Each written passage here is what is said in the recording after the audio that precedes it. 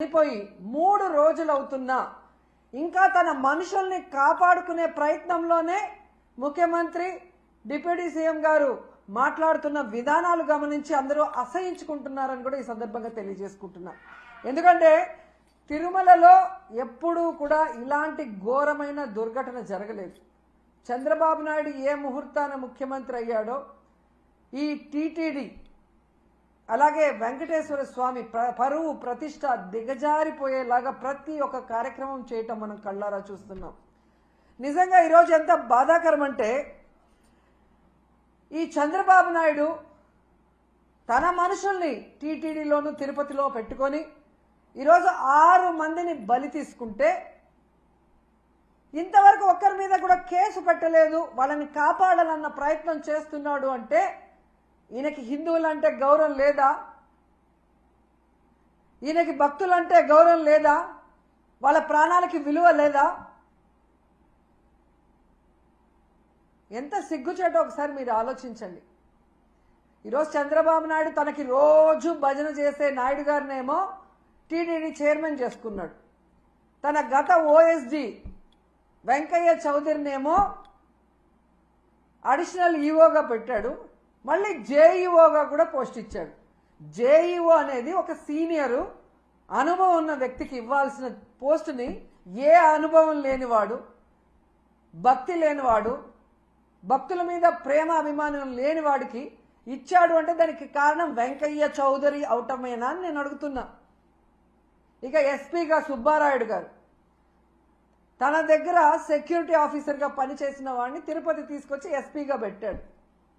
ఇలా నీకు సేవ చేసే వాళ్ళని పెట్టుకొని భక్తులకి సేవ చేయాలన్న ఆలోచన వాళ్ళకి లేకుండా చేసి ఈరోజు 6 మంది చనిపోవటానికి 60 మంది గాయపడటానికి కారణమైన వాళ్ళని ఇంతవరకు కేసు పెట్టకుండా కాపాడాలన్న ప్రయత్నం చేస్తుంటే చంద్రబాబు నాయుడిని ఏమనాలో ఒకసారి మీ అందరూ కూడా ఆలోచించుకోవాలి. ఎందుకంటే దీంట్లో వీళ్ళందరితో పాటు మొదటి ముద్దాయిగా చంద్రబాబు నాయుడు గారిని పెట్టాలి. ఎందుకంటే ఒక పక్క మోడీ గారి మీటింగ్ జరుగుతుంది, దానికి ఉన్న పోలీసులంతా అటుపోయారు. ఇక చిత్తూరు తిరుపతి జిల్లా పోలీసులనైనా ఈ టోకన్ల దగ్గర పెట్టి ఒక 3 రోజులు ముందుగానే టోకన్లు ఇచ్చి వాళ్ళకి సేఫ్టీగా పంపించుంటే ఈరోజు ఈ దుర్ఘటన జరిగి ఉండేది కాదు. కానీ 9వ తేదీ టోకన్లు ఇస్తామని చెప్పి అది 8వ తేదీ సాయంత్రానికే ప్రీపోన్ చేసి 6, 7, 8 చంద్రబాబు నాయుడు కుప్పంలో కూర్చొని ప్రోగ్రాం చేసుకుంటూ పోలీసుల్ని అధికారుల్ని తన చుట్టూ తిప్పుకొని వాళ్ళని పని చేయకుండా చేసి 6 మందిని చంపేసి ఇప్పుడు అధికారుల తప్పిదమంటే ఇది తప్పించుకోవడం కాదా? ఇది ముమ్మాటికి చంద్రబాబు నాయుడు ఆయన ప్రభుత్వం చేసిన హత్యే. ఆయన ఏం ప్రోగ్రాం చేశారో మీ అందరికీ తెలుసా? ఒకసారి చూడండి. 6, 7, 8వ తేదీ చేసిన ప్రోగ్రాంలు స్వర్ణ కుప్పం అంట,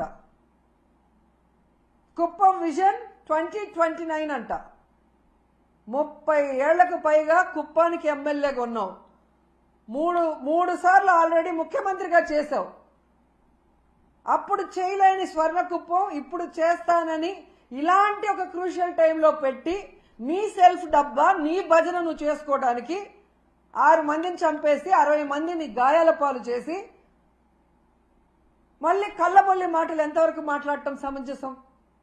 కాబట్టి మొదటి ముద్దాయి చంద్రబాబు నాయుడే, అధికారులు కాదు. అధికారులను పని చేయకుండా నీ చుట్టూ నీ సేవ చేయించుకున్నది నీ తప్పు. ఇలాంటి సమయంలో పెట్టుకోకూడదు అలాంటి ప్రోగ్రాం. ఒకటి కొంచెం ముందైనా పెట్టుకోవాలి, లేదా పండగ తర్వాత అయినా పెట్టుకోవాలి. ఎందుకంటే వైకుంఠ ఏకాదశి 10వ తేదీ అని అందరికీ తెలుసు. నువ్వు తిరుపతిలోనే పుట్టావు, మీ చైర్మన్ టీటీడీ చైర్మన్ చిత్తూరు జిల్లా వాడే. మరి మీకు తెలీదా? ప్రతి సంవత్సరం ఇన్ని లక్షలాది మంది వస్తారు, వారందరికీ సెక్యూరిటీ ఇవ్వాలి, సక్రమంగా టోకన్లు రిలీజ్ చేయాలన్న ఆలోచన మీకు లేదా? మళ్ళీ సిగ్గు లేకుండా నిస్సిగ్గుగా ఆ గాయపడిన వాళ్ళని పరామర్శించేటప్పుడు ఈ టోకెన్ సిస్టమ్ నేను తేలేదమ్మా, గత ప్రభుత్వం తప్పు అంటున్నావు. మరి గత ప్రభుత్వంలో టోకెన్లు ఇచ్చినప్పుడు ఎక్కడా తొక్కిసలాటలు జరగలేదు, ఎక్కడా ఎవరు చనిపోలేదు. మరి ఇప్పుడే ఎందుకు జరిగింది? మీ చేతగానితనం కాదా? మీరు పెట్టుకున్న మీ భజన పరుల వల్ల జరిగిన తప్పిదం కాదా? ఒకవేళ అది కరెక్ట్ కాదనుకున్నప్పుడు నువ్వు ముఖ్యమంత్రి అయ్యి 7 నెలలు అవుతుంది, మరి ఎందుకు తీసేయలేదు ఆ టోకెన్ సిస్టమ్? పిల్లలకు ఉపయోగపడే అమ్మఒడి తీసేస్తావు, పేదవాళ్ళకి అవసరమయ్యే ఆరోగ్యశ్రీ తీసేస్తావు, ఏజ్డ్ మహిళలకు యూజ్ అయ్యే వైఎస్ఆర్ చేయుత తీసేస్తావు, పేద పిల్లలు చదువుకునే ఫీజు రియంబర్స్మెంట్ పాలసీని మార్చేస్తావు, పేద ప్రజల రక్తాన్ని పీల్చేలాగా మద్యం పాలసీని మార్చేస్తావు, కానీ టోకెన్ సిస్టమ్ మార్చలేవు ఒకవేళ తప్పని తెలిస్తే.